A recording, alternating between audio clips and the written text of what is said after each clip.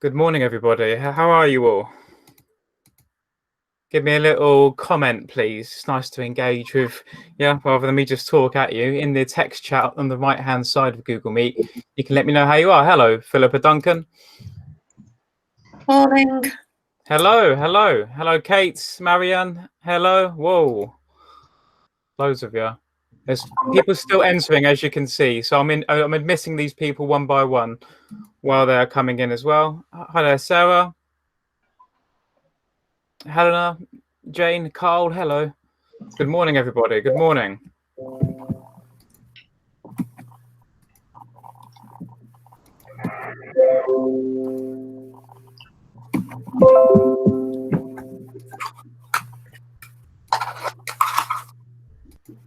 Okay, so we've got getting quite a few people still joining, which I'm admitting while getting ready to get started. So we'll give them another minute or so to enter the room, and then we will have a little chat. I'm going to talk to you about what we've done at Basingstoke College of Technology in relation to flipped blended learning ideas for all subjects. And then I'm going to talk to you, and then, as I always do, offer sort of aftercare, I suppose, and anything we can do to collaborate with you beyond today, because that's really what I like to do, to work with other schools, colleges, universities with our subjects to build up sustainable long-term relationships where we can work on projects together. So remember that as we go through, because I'm really keen to sort of collaborate with you guys beyond today. Lovely. Okay, that's a wave of people that seem to have come in. I think that's most of you now. There's 118 of us in the room right now. Hello to everybody. Oh, okay, thank you. So, good morning, everybody. My name is Scott Hayden. I'm the Digital Innovation Specialist at Basingstoke College of Technology, which basically means I help people with technology. I'm not an IT guy, I'm a teacher. I help people with technology to improve teaching and learning. I'm also a teacher. I also teach creative media and I teach teachers as well. So my job is one day a week I am a teacher, the rest of the week I help all teachers. If you could be so kind as to mute your microphones, that would be greatly appreciated. Thank you very much, Cheryl. God bless you. There's a new feature coming to Google Meet in September whereby I can press a button and mute you all, but we're not quite there yet. So what I want to talk about today is flipped and blended learning ideas for all subjects. Now, I'm quite lucky in the sense that I am at a college that has backed digital innovation for about 5 years or so now. So my line manager 5 years ago backed me to use an idea from Scandinavia to use student digital leaders to help me train all staff and all students on inset days and going into staff rooms and classrooms one day a week. For about a year I did that. So my 8 student digital leaders helped me to upskill all staff and students. So what we did was we actually helped them with what they needed, listened to the way they wanted to learn, listened to the teachers, and actually went into lessons. And what we call, I suppose, now empathy mapping is that we listened to them. We understood the way they wanted to work by thinking about what apps they wanted to use, thinking about the way they felt when they was in lessons, what they were bored by, what they were interested in, what they were procrastinating by doing. And by doing that, it helps us to build up this map, as it were, of what the students wanted, what the teachers needed, and not losing sight of what ultimately industry needed in that respective field as well. So the student digital leaders and I created these empathy maps from listening to all the teachers on inset days and in staff rooms and classrooms. And that helps us go from a very low e-confidence college to a college that's had nice things said about us since. The college backs me with 2 apprentices as well. So I had Sky and Charlie working with me, 2 apprentices, and they helped me to actually get out and upskill all staff and students using digital skills. English, maths and digital, they're the 3 functional skills that we embed in all of our subjects.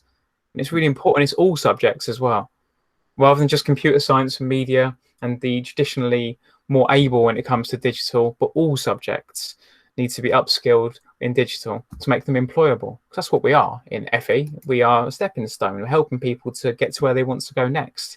It's really important to us. So my team was created, I suppose, from the student digital leaders, 2 apprentices, and our library team truth is our library wasn't seeing much action in 2015-16. A lot of our students weren't reading as many books as we would have liked, but they were going there to use the technology and to collaborate and to work in small teams. So our library team was reconfigured and recalibrated, as it were, and reimagined as a learning facilitator team who looks after learning zones, where 1 hour of digital learning happened for every single course every single year. And we're approaching our 5th year now, where every single course has had 1 hour of timetabled digital learning, or blended learning, we called it at the time. I'm going to be calling it flipped learning for the next academic year coming. But it's important to us that it's ingrained and woven into the fabric of every curriculum. It's not a clunky gear change. It's a natural extension and evolution of the way that the students learn. Students don't call it digital learning, they just call it learning. And we use that 1 hour for the students to log on. Learning facilitator was there to help them, and they had support and guidance to actually try new approaches, try new ways of learning. That starts with the digital induction. Now, the digital induction is 2 1-hour sessions at the beginning of the year, where the students come to our learning zones, which were 2 empty classrooms that were just rebranded, as it were, and part of the library. And our learning facilitators, who were once librarians, are able to help them log on. Here's how you collaborate using a Google Doc. Here's how you submit an assignment. Here's some things to consider about your digital reputation and the way you conduct yourself online. These fundamentals are established in week 1 and 2 for every single subject.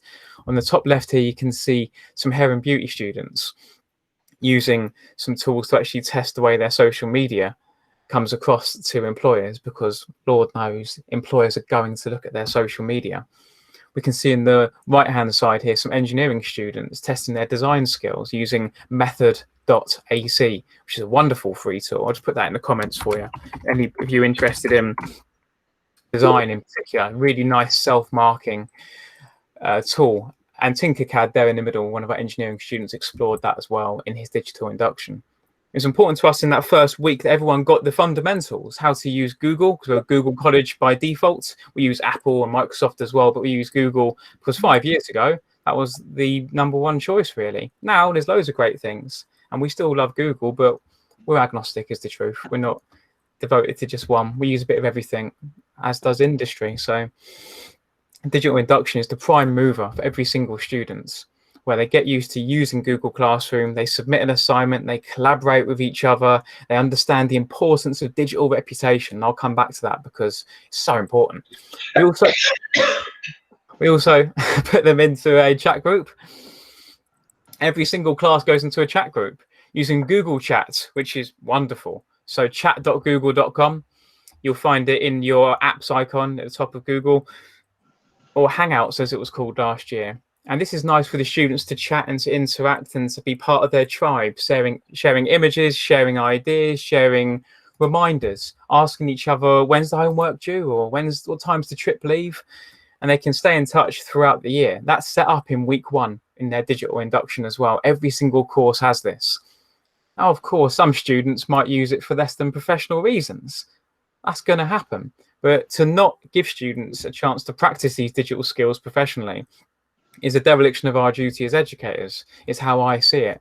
So, but they have a space to practice, to talk, to collaborate, to share in teams, to manage projects, to communicate with their teachers when they need to.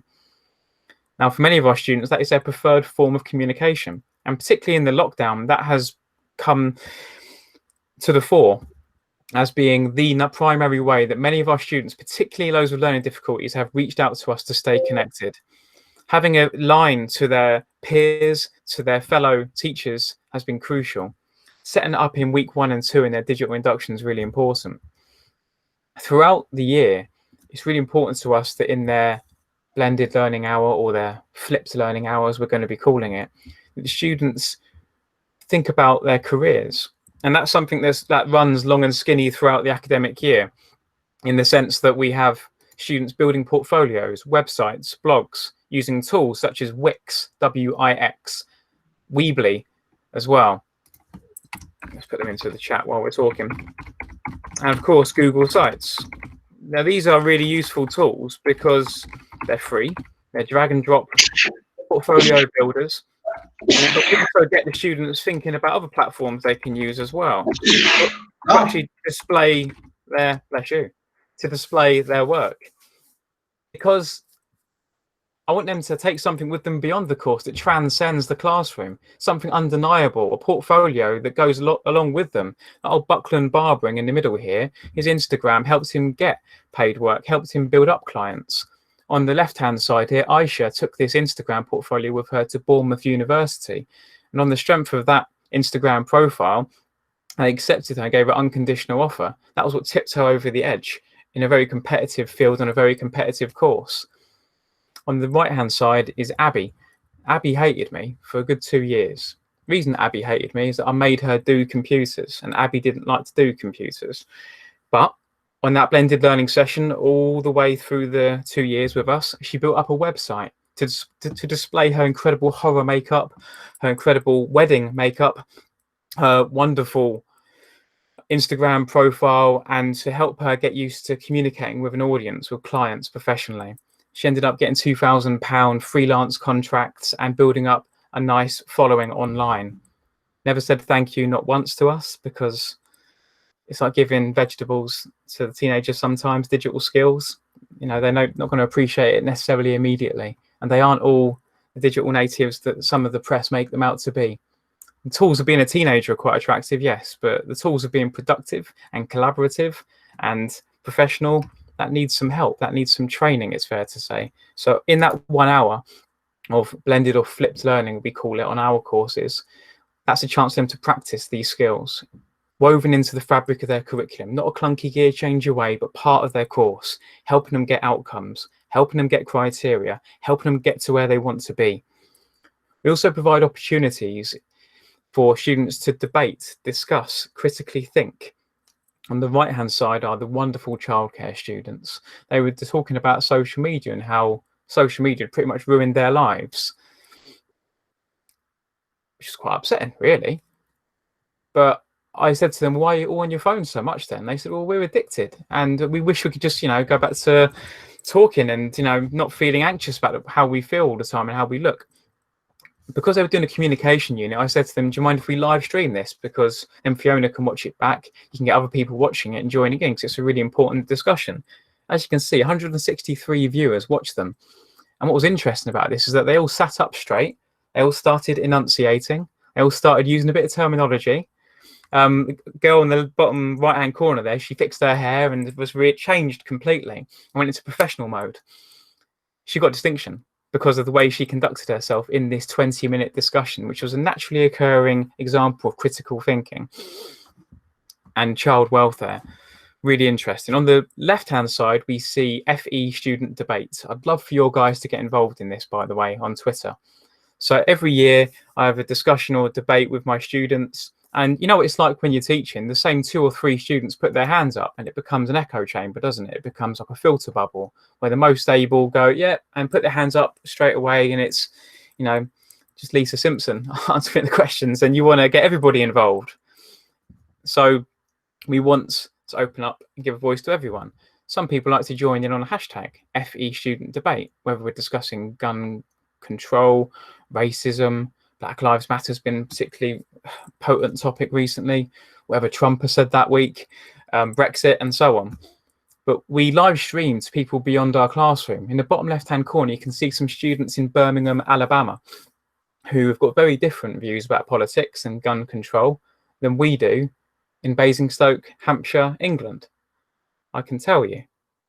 And that's interesting. They challenged us. They made us think from different perspectives. And what was even more interesting is that a lot of my students who didn't necessarily like to communicate and felt a bit shy were coming to life by tweeting along on the hashtag. Nobody has to appear on camera, but I found that roughly 3/4 of them did like appearing on camera, but the other quarter or so chose not to and chose to do it in a more differentiated approach, which is to tweet along instead, which I think I would have done if I was a student. Actually, I wouldn't have liked being on camera. But offering that choice is quite useful. So I'm doing these Google Meets. Not everybody wants to talk on camera, but you can text chat in the comments here, which is quite nice. I do police what they write, Mike. You're absolutely right. And if somebody uses it unprofessionally, then the tool gets taken away for the entire class, and everybody knows that you're the student who caused that to happen. That's the rule that I tend to enforce.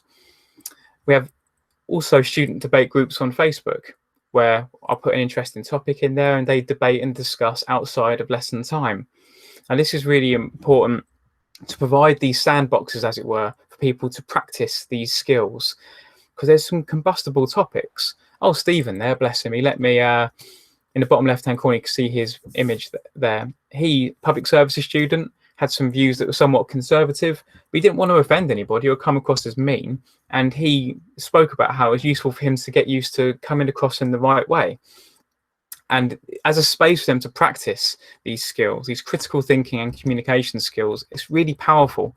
Also, when they come into the lecture theatres to have an actual debate and discussion as well, that's wonderful. But we can't always have that. So having a space online for them, where it's moderated by my team and I, that's quite useful. Of course, there's mistakes. Of course, there's embarrassing incidents at times. We've got to provide them space to practice, to get these things wrong in some instances, and to help them. It's a safe, supportive environment with rules and code of conduct, and they need to practice that, because employers are going to look at their social media. So the way they use these tools is crucial. Thinking critically is crucial. Here's an example of the critical thinking we like to embed across our courses at the college as well. I teach media one day a week, and we invented a rapper called Lil Cowpole. Now, Lil Cowpole was actually Sam James, my student. There he is, Lil Cowpole. And we invented this backstory between him and this other rapper who we invented as well, called Huffin' Froth, Henry, from my class. And we invented this rap beef between them, and how there's this big rap beef taking place, and they were speaking ill of each other, and there was going to be a big rap battle in Basingstoke College, and this guy apparently was the #1 selling artist of the last year, and the media tried to shut him down, and we built up all this story about them both. It was all fake, it was all pretend, but we had students around the college come and try to get a peek of these rappers, try to take photographs of them. We've got people coming in trying to live stream and to Snapchat the story of what was happening, because this rap battle between these two fictional rappers was kicking off. And we had these students of ours taking sides and arguing on behalf of these fake rappers. So this social experiment to get people to be more critical about what's real and what's not real actually ended with our students showing themselves to be quite susceptible. So we actually pulled back the curtain and showed them that, yeah, it was all pretend. It was just Sam and Henry, just us. And we made some fake news articles, and we put just to get people thinking. And it was actually quite, one of the girls was really sort of upset by it all, because she got properly into it and really loved Lil Cowpole towards the end of it. And it just showed her and showed us how quickly this can happen. So we're going to do another one this year as well. And if your students would like to get involved with us in doing a fake news style project, that would be really fun, because the more people, the better, and the more effective it is.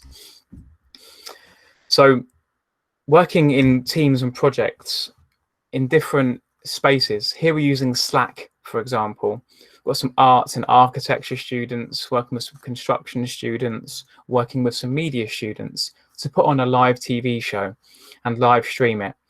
Having these projects in their blended or flipped learning hour, project-based learning, we've seen some of our best results from our students in terms of engagement, in terms of enthusiasm, in terms of the work produced.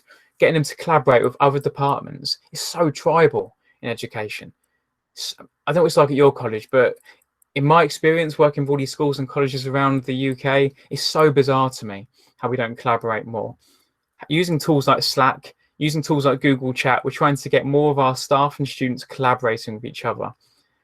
We see their best work when they're more accountable to other people beyond the classroom, like they will be in their careers.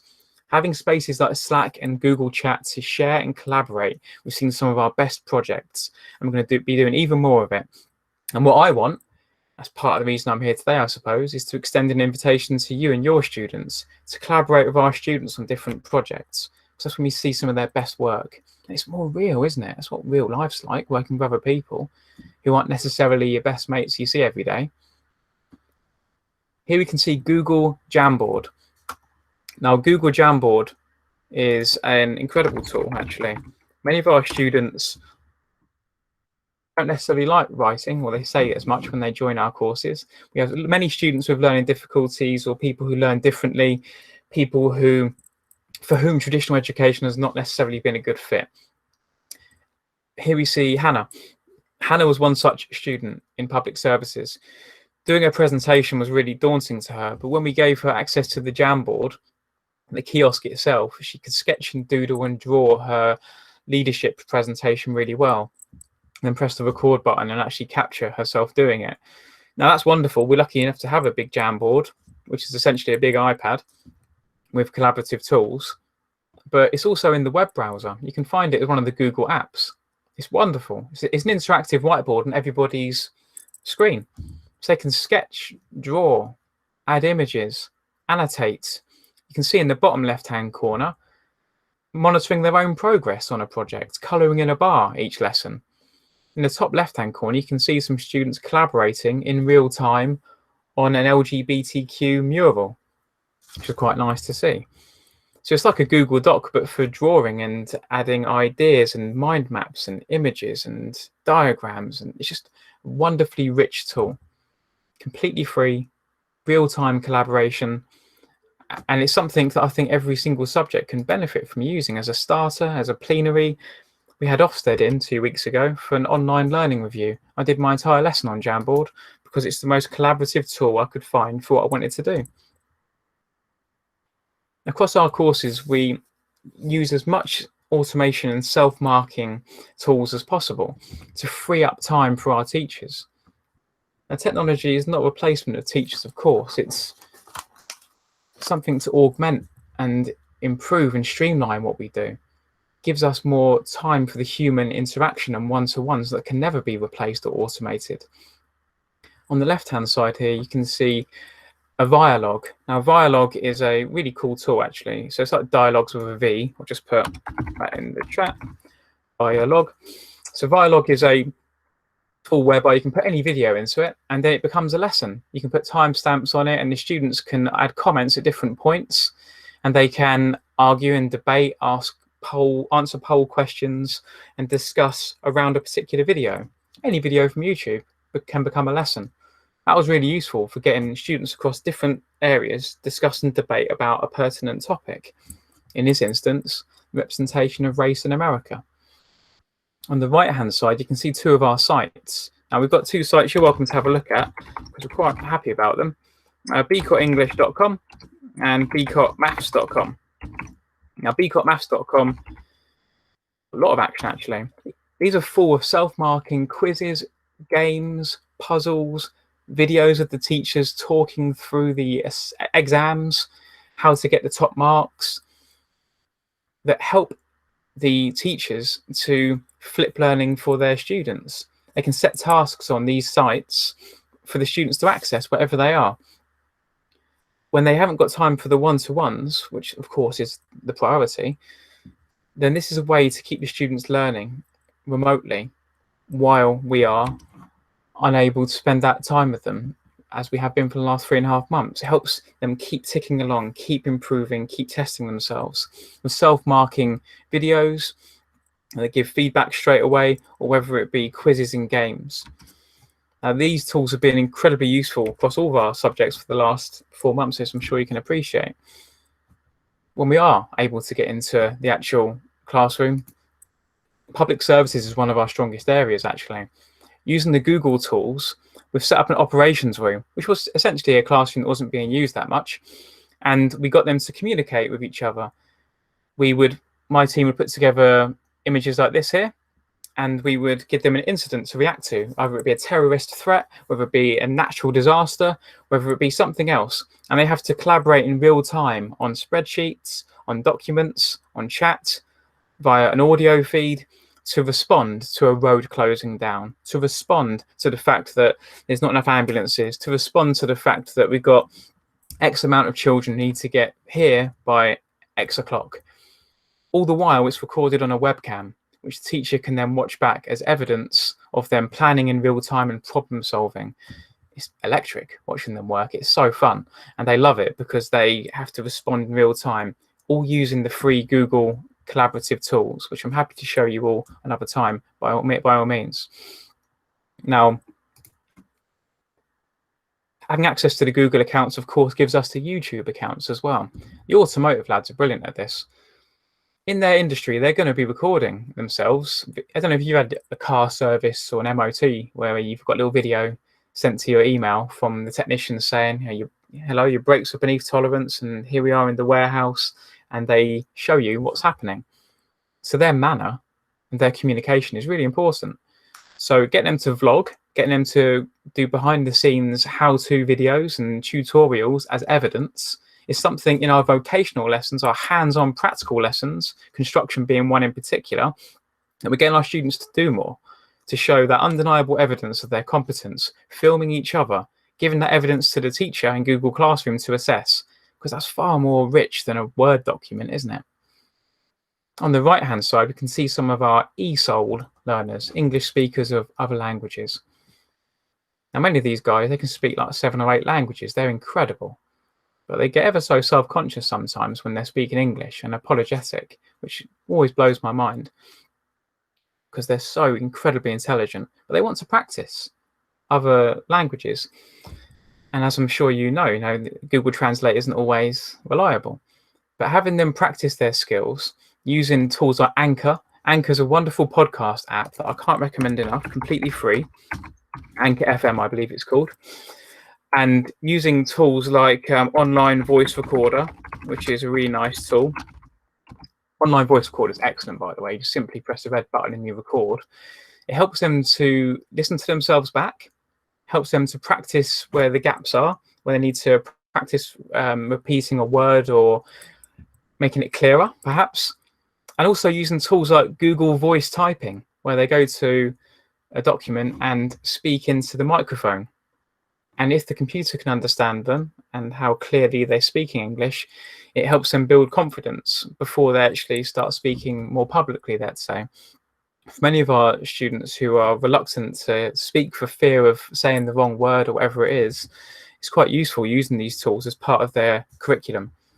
Podcasting is something that we're using increasingly across all subjects. Use these little cameras as well to capture evidence of the students showing what they can do.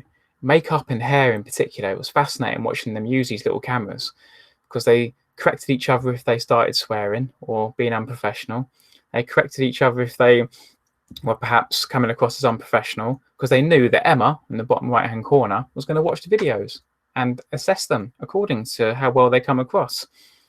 Our teachers are recording tutorials of them doing different things. I'm going in this afternoon, for example, to film one of our construction teachers because who knows what's happening in September? We need the students to be able to practice, but I need to be able to capture video of the teacher doing it so the students can actually watch that video back as many times as possible if the teacher isn't necessarily there to show them over and over again. Same with makeup techniques as well. And in hospitality, we're having more and more requests for how-to videos. Use video a lot, as I'm sure you're picking up on. YouTube in particular. In the top left-hand corner, you can see an apprentice being assessed via video. In the top left-hand corner video, you'll see when I scroll down in just a moment that I've put timestamps underneath the video. The reason I put timestamps underneath the video is that when the external verifier comes in, they can click on any of those timestamps and it will jump straight to the bit where Sky, my apprentice here, hits that criteria. So that's quite a useful way to keep those video discussions nice and organized and helps the external verifier jump to the bits that they need to see. On the right-hand side here, you can see some examples of myself going through an assignment brief. I don't ever explain to my students what they are going to be doing in person. I haven't done that for a couple of years now. I give them a YouTube video of me explaining it because I was like this when I was a student. I'm still like it. I'm a daydreamer. I tend to drift off. And students tend to be, I suppose, quite similar to me in that regard. Giving them a YouTube video where they can watch it back as many times as they need to, pause it, rewind it. That helps them to grasp it, add comments underneath if they need to as well. Equally, in the bottom left-hand corner, you can see I give all my feedback as video as well. Because if I'm looking down the lens like I am right now, I'm calling somebody by their name, Karen Vaughan-Jones, Laura Evans, Wendy Gerard, Hinch, you can see straight away, you go, oh, and you're a bit more talking to me directly. And it's more intimate, more direct, and more difficult to ignore than if I was just to annotate their document and not have anybody respond, which has happened for years. Podcast feedback, video feedback, I say twice as much in half the time. Press record on the webcam and that's it, done. Shared in Google Classroom. In the bottom right hand corner, you can see Lee from our English team going through an English exam question, a top marks exam question, and showing the students how to get the top marks, breaking it down. That was massively popular in lead up to the exam last year, as I'm sure you can appreciate. Creating these videos for students to go back through, getting them to put comments underneath to show they understand, that's really useful. Because many of the times, as you can see here, they say, oh, I don't know what you mean by that, Scott, or could you explain that a bit more?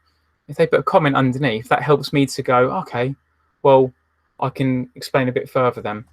And the whole class will see those updates. So in this instance, they needed a template really to be given to them because it was such a long essay I was giving them. It was far too wordy, and look at the red background of that assignment brief. It's horrible. Made a mistake. But I learned because the students giving me comments and saying, could you change this or could you adapt this? It's really useful for me as a teacher as well to get that feedback from the students. We use Google Forms a lot at the moment, particularly for well-being checkups on our students. Now we're working remotely. I'm happy to give you a template for one that I've created, and you can make a copy for yourself. But this has been massive for me, actually. Little checks on how many hours sleep did you get last night? How are you feeling today? How many hours did you spend on that app you like so much? What do you want more help with? That feedback comes to me, and I can instantly see where I need to focus my attentions. And our tutors, our pastoral tutors, can see that as well. That's really useful. I'm looking at making a formula that instantly sends an email to a tutor if I get so many negative emojis in a row. So if I get 3 negative emojis in 3 consecutive weeks, email generated to the pastoral tutor. Still working on that, but could be quite nice if I pull it off. To wrap things up, I want to talk to you about the last 3.5 months then, because it's been a bit different, hasn't it? It's fair to say. We planned for the lockdown by, well, we're lucky in the sense we've always been doing digital blended learning at the college. That planted the seeds, so we were able to, in an agile way, adapt. We sent out a survey to all of our staff and students to find out what kit they needed, and we ripped it out from the college and gave it to them. Our IT systems team were excellent in that regard. Complete deference to teaching and learning. The service industry, as it were, serving the teachers. Eternally grateful for our IT team for that. They were fantastic. Look at our principal here. He's so absolute charisma machine, this guy. Anthony Bravo. He walks the walk. He went on Google Meet, pressed a button and said, look, my first time doing this, here I am. I'm going to screen share. Here's my little boy Max in the garden playing with his toy car. Okay, here's another button. Okay, I'm showing a presentation to you now. And he role modeled for all the staff that we can do this. That was seismic. That changed everything, I think. That was 2 weeks before the lockdown, because he was showing we can use these tools. I then did one-to-one training and went and worked with all the teachers in their classrooms with their students to actually get them accessing Google Meet remotely. I was on a video call pretty much all day, and teachers jumped into it and just practiced with me. Just practiced being on camera, practiced putting the light in the right place, practiced presenting their screen, practiced all the different things they wanted to do. We made chat rooms for the staff to talk to each other as well. I'll share these slides with you so you can have a look at them in more detail. I appreciate I go a bit quick, don't I? We gave resources to our staff, how-to guides, documents, classroom rules, guides for the students, how to access your Google Meet link. So the students, when it came to lockdown, had guidance as to how they could get to their lesson. That was really crucial for our students. Well-being is something that was absolutely fundamental. Our friends in Singapore and South Korea, who are 8-9 weeks down the line in all of this, they spoke to us about the cabin fever, the mental health strain on staff and students after 3-4 months. And we're feeling that now, aren't we? So giving students access to wellbeing support, giving them access to one-to-ones with teachers in small groups, in video chats or in Google chats was really crucial. On the student dashboard, we made it as easy as possible. They simply went to their dashboard where their timetable is, where they always went anyway, clicked on the lesson, and it sent them straight to the Google Meet, much like you guys did today. No faffing, no excuses. Press a button, you go straight in. Our staff have done really well. I'm really happy to report. In automotive, a very hands-on subject, because they can't get hands-on with the motors at the moment, we've been giving them software called Electude. Now, Electude is wonderful. Any automotive specialists out there, can't recommend it enough.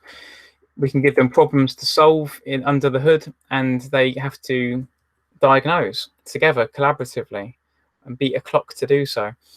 Gemma, the teacher, records little video Google Meets, as you can see here, talking through what they need to do as well. That personal touch is crucial. Just plonking something on a repository is going to be ignored. Seeing their teacher at the beginning and the end of the week, or the beginning and end of a lesson like this, that's everything, that connection. That's what Ofsted in particular were really happy about seeing in the virtual lessons they attended 2 weeks ago. Ofsted also picked up on the one-to-one Google Meets we offered as well. Here's me with a better haircut 3.5 months ago, jumping out of my lesson to have a one-to-one with Meg, who was struggling at the time. So I could jump into a separate Google Meet with her just to see how she was, because she wasn't about to say in front of 20 of her peers how she was actually feeling.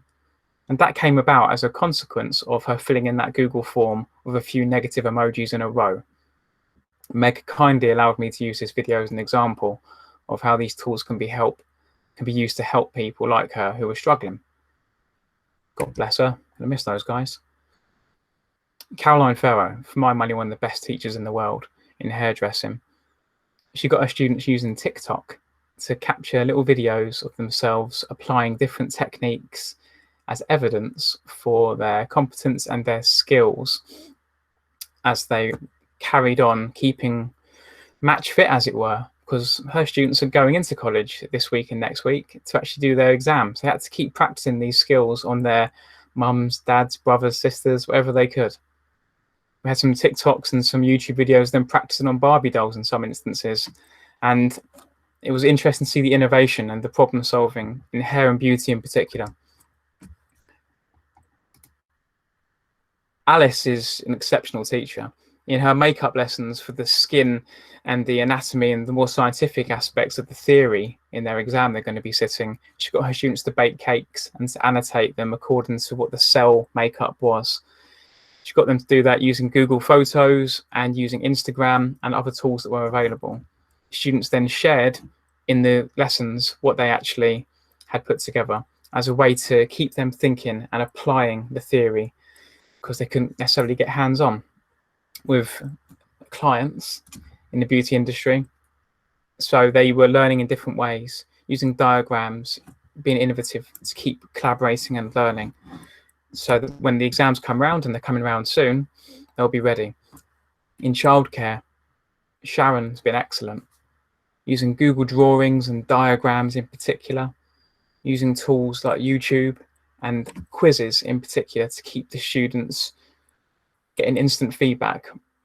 Mentimeter, Kahoot, very popular in her lessons, to get students using the tools that they're going to be using themselves with children when they go into working with children in their careers.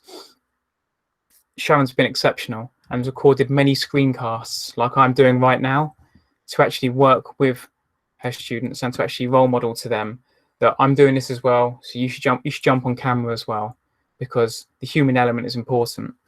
And this is something Ofsted picked up on. Encouraging the students to appear on camera is something that is difficult. Justin, excellent teacher in hospitality. He records himself. Here he is doing his hoisin noodles challenge. And then he in Google Classroom tasks his students to record their version of it and to send it back. He's been nothing short of exceptional.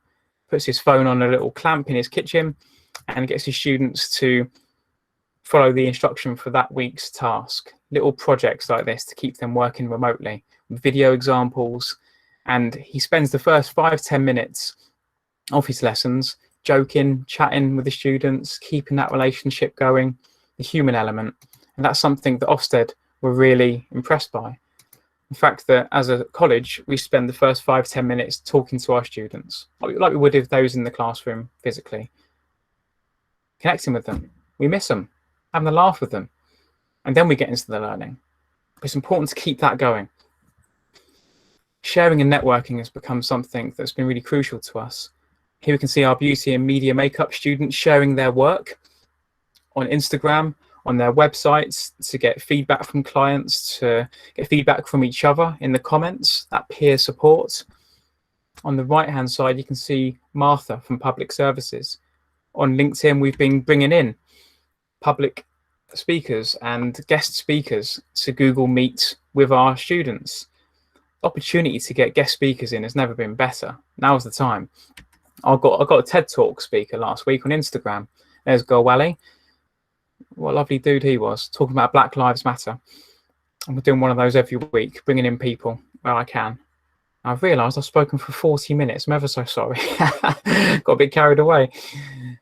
So at the college, we embed blended and flipped learning across all of our subjects. It's really important to us that we do that, to make sure that we provide a fully rounded, holistic approach to learning for all of our students, so they experience as a norm using digital skills as a way to learn, because it isn't a separate, bolted on, clunky gear change away from teaching and learning. It is just teaching and learning, just different ways of learning. So we're 5 years down the line now, so hopefully we've got some things there that would be of use to some of you. And as I've said to your managers in the last week or so, I'm not precious about anything we do. I share everything we do because it's quite fun talking about these things. As you've probably noticed, I'm a massive geek for this.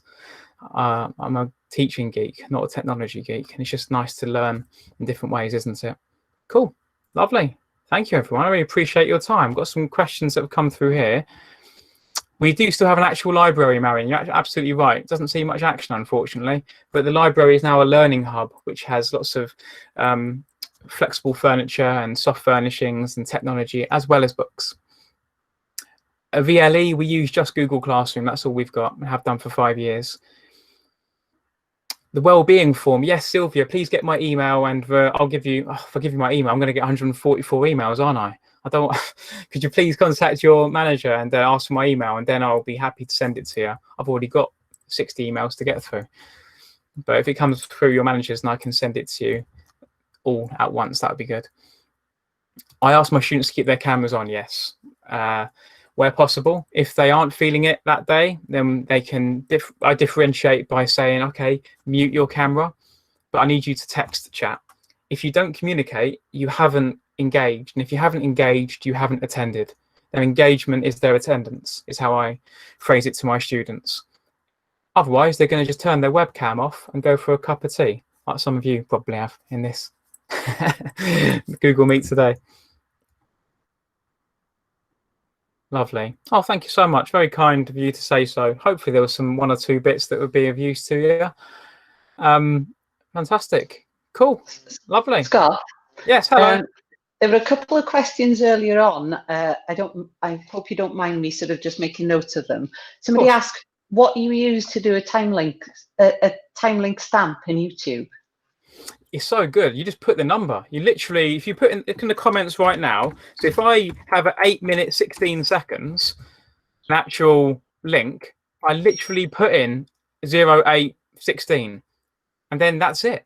And then you can actually, that creates the link, the hyperlink. So Google's quite sophisticated in that sense in YouTube, where you just put the time in underneath and in the description, and it understands that that's the timestamp you want to send them to. I only found that a year or 2 ago. Massively useful, because not everybody wants to watch the whole thing, do they? You want to jump straight to a certain bit. Yeah, exactly. Thank you for that. And then Karen wanted to know which video editing you recommended. Video editing. So I'm a media guy, so I use lots of the sort of fancier stuff, I suppose. But you don't need that, to be honest with you. I'm about to link you guys to a video editing tool that does the job for me every day.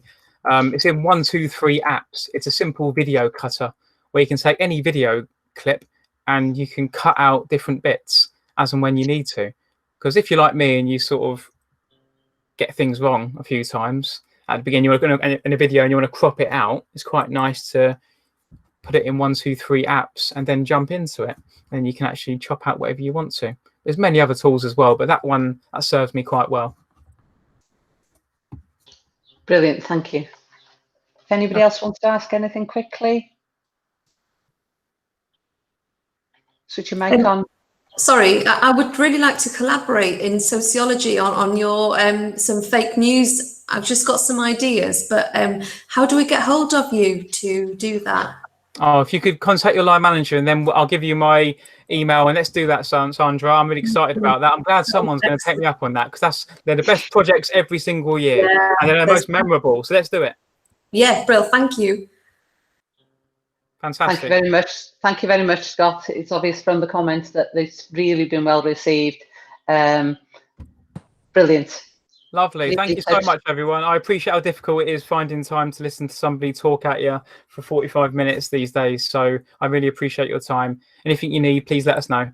See you later. I'm sure this video will be watched over and over. Thank you. Thank you. Bye-bye, everyone. Bye. See you later. Bye-bye. Okay, thank you very much. Bye. Thanks, Scott. Thank you. Thank you. Thanks. Hi, Scott. It's Wendy. I'm going to send my name to you. I'm the enrichment worker at Coleg Meiron Dwyfor, so we'd love to be involved. But I'll get through with Sylvia, okay? Wendy, that sounds fantastic. In enrichment, we've got, what do we call it now? We rebranded it to personal development, but it's the same thing. Exactly. And yeah, let's do it. Anything you want to call it is enrichment in my book. So just doing outside the curriculum. Wendy, you know what? I've got, so at the moment, I'm doing these Black Lives Matter interviews, which I think it'd be great to get some of your students. And what I'm thinking about doing next year is doing Google Meets like this and having debates and discussions with students. And I'd love to have as many students as possible join in those discussions and debates and practice critical thinking and communication with each other. And I think having an enrichment debate group or something like this would be something we could explore together. Yeah, that's great. I'll send my name. My name's Wendy, so when you see it, you'll know who it is. Okay, but I'll send it through Phil. That's great. Thank you, Wendy. Thank you. Bye. See you later.